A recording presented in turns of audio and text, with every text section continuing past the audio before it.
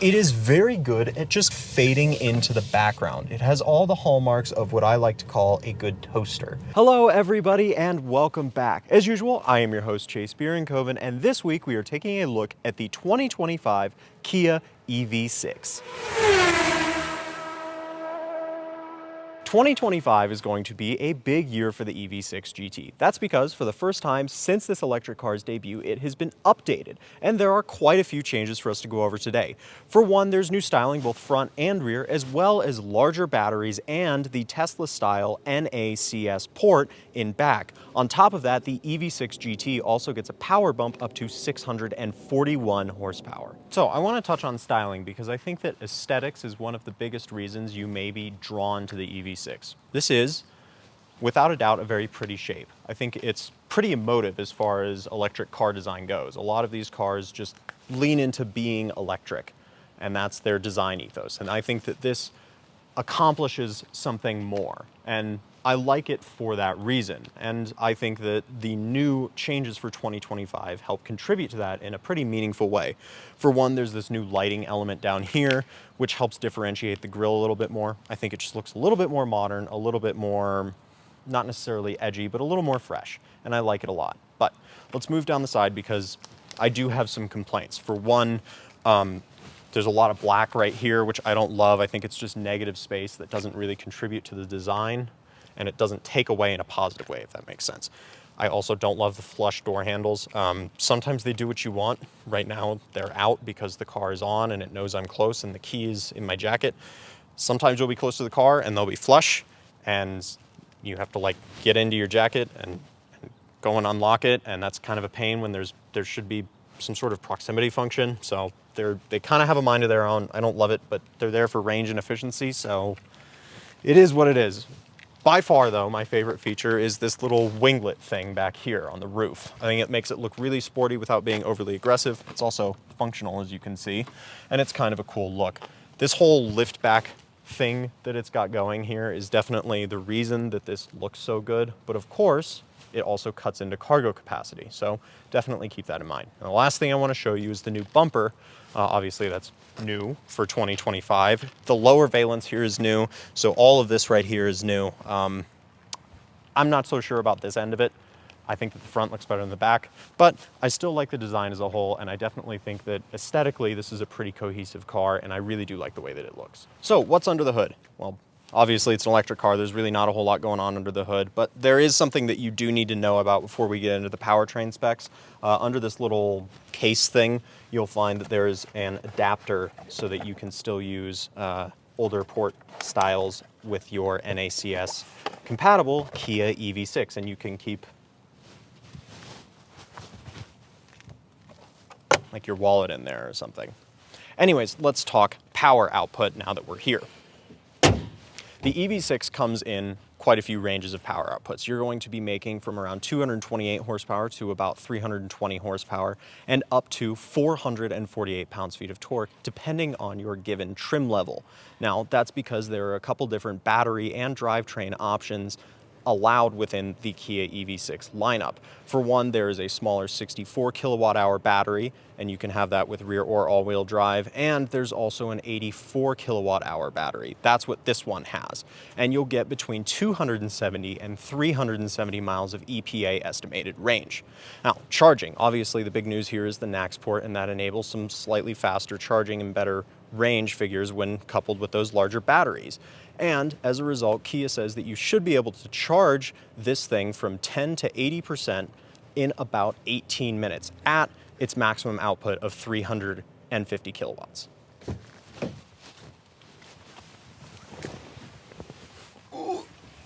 Okay, so inside the Kia EV6 GT, I want to start with just materials and interior quality.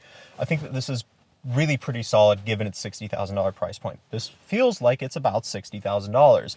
There's nice leathers in here, the wheel is leather wrapped, and there's some interesting materials. There's this like, I don't know, knurled plasticky stuff on the dash that I kind of like. There's also a little bit of color in here. There's these like contrasting accents on both the seats and the door panels. I think this is probably a pretty good interior for 60 grand. But I also want to talk a little bit about tech. Let's start with the center gauge cluster. There's not a ton of customization options in the center gauge cluster. You can scroll through some stuff down here on the wheel and get through some charging metrics, your directions, and the adaptive cruise control stuff, and that's really it. And honestly, I'm pretty okay with that, and that's because the large center screen does a very good job of managing the rest of this car's features. It's very responsive, as you can see, and all of the text is really legible. There's a lot in here. There's voice memos, entertainment. You can get YouTube natively in these now. Of course, there's wireless Android Auto and Apple CarPlay, and that, of course, is extremely responsive. And, well, there's really no complaints there because Android Auto is Android Auto. Now, I do want to talk a little bit about the center cluster and the controls here. This is probably my biggest complaint about this interior, the way that you have to tab back and forth between the media and track controls and your climate controls. It'll always default back to media controls, and so sometimes you'll go to change the temperature and turn the radio up. But at least there are still some physical buttons down here. As you can see, there's some for the heated and cooled surfaces, and this is actually where your start button is here. I think this is a nice little design element as well. And back here you have your wireless charging pad as well as your controls for the parking sensors and cameras and the auto hold. I appreciate that these are still physical buttons. I'm really glad that Kia is still doing this. The last thing that I want to touch on up here is this sort of space down here. You can see that this is all open right here, and there's no real center console because it's sort of this floating thing. There's some storage down here. And then over here, there's these USB panels. And what I really like about these is that you can switch, as you can see, between just charging, and this would basically display Android Auto or CarPlay. And that's kind of a handy feature, and there's, of course, another one here. But that's really it for up front. Let's go ahead and hop in back, and I'll show you what headroom looks like back there. So just like in front, in back, I'm pretty close to the top of the car, but I still have a little bit of room. I think if you're really tall, you're probably going to struggle here, and you'll have to, like, reach down here and recline the seat a little bit to fit better, but back here it's still pretty comfortable. These seats are nice. They have the same leather trimmings as the front seats do, but I do have one quality related complaint.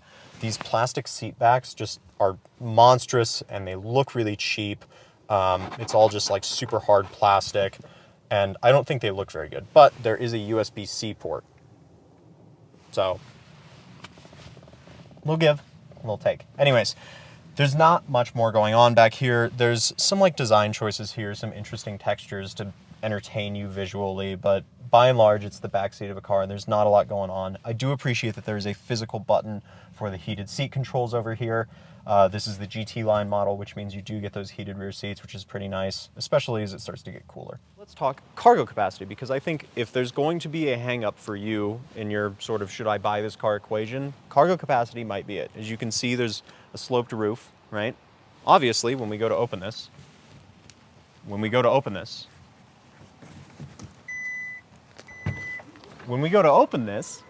you'll notice that there is a little bit of lost cargo space back here. Now, it doesn't sound like a lot when you hear the numbers. This is 24 cubic feet. The Ioniq 5 is 26 cubic feet, but of course it's a very upright hatchback, and so you get back all of this lost real estate up here. And I think that's really important if you're going to be carrying large objects or pets in here, because, well, there's just not a lot of headroom back here for anything large. But there is still a decent amount of space as long as you're not packing a ton of stuff in here. I think you could live with this if you weren't like me, basically. If you weren't super active, if you weren't putting a mountain bike in here on the weekends or whatever, you could probably get by. There's a little cargo cover here, and I appreciate the fact that there are some latches here so that you can drop the seats as so, which is very handy in fitting larger items. But that sloped roof really does kill you in terms of cargo capacity, and that's something to keep in mind if you're in the market for one of these. Okay, so what's it like to drive the EV6? In short, you'll probably kind of forget that you're driving the EV6. It is very good at just fading into the background. It has all the hallmarks of what I like to call a good toaster. It is a great appliance for accomplishing tasks in your life. And I think the most important part of that is that it doesn't get in its own way and it doesn't get in your way. The safety systems are not overly heavy-handed. There is not such poor efficiency that you feel like you're charging it all the time. In fact, we're getting about 3.4, 3.6 miles per kilowatt hour out of this right now. And on top of that, the tech is really good. It works seamlessly. I've never had a problem with Android Auto or CarPlay. All of it works really well. And I think that if you need to just roll around, run errands, and get to work in this thing, you're not going to have any problems. I do have some small complaints that I want to address just very quickly. For one, the visibility here is not awesome.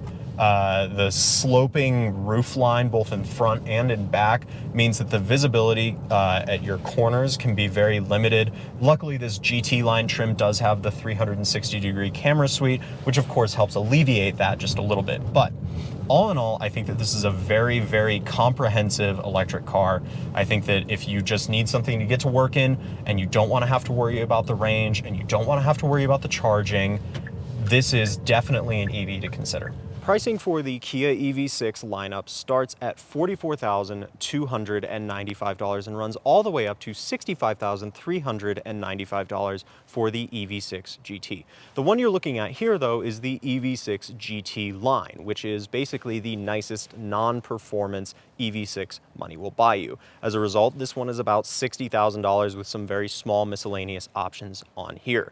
It also comes equipped with the larger battery and all-wheel drive, which of course contributes to that pricing structure. Now, I do want to throw in a quick note.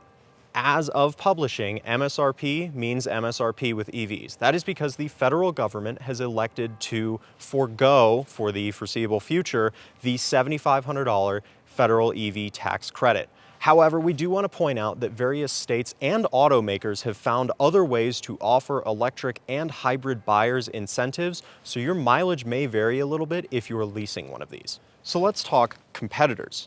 Now, if you're liking what you've seen so far, you're sitting there watching this video, hopefully still watching this video, nodding along, going, yes, I like it, okay, I get it, but it's a little small for me. I hear you, I agree. There is an alternative, the Hyundai Ioniq 5, and it's priced pretty much the same. It runs about $44,000 to about $67,000 for the Ioniq 5N. And it offers, of course, a little bit more space because of its hatchback shape. Now, personally, I also prefer the styling, and underneath it uses the same Kia Hyundai electric architecture. So that means that you get very similar performance. That becomes a little bit different when you get up to the N model. That offers synthetic shifting, as we all know, as well as a few other performance benefits that you get over the EV6 GT. So that's something to keep in mind if you are down for that performance EV experience. Speaking of, there's also another performance-oriented option in the form of the Mach-E GT, which tops out the Mustang lineup at about $57,000 to $59,000. That $59,000 mark comes along if you opt for the Mach-E Rally, which is an extremely unique take on the electric crossover segment, obviously offering a sort of rally-inspired experience that even the Ioniq 5 XRT, which does offer some off-road capability, can't quite compete with.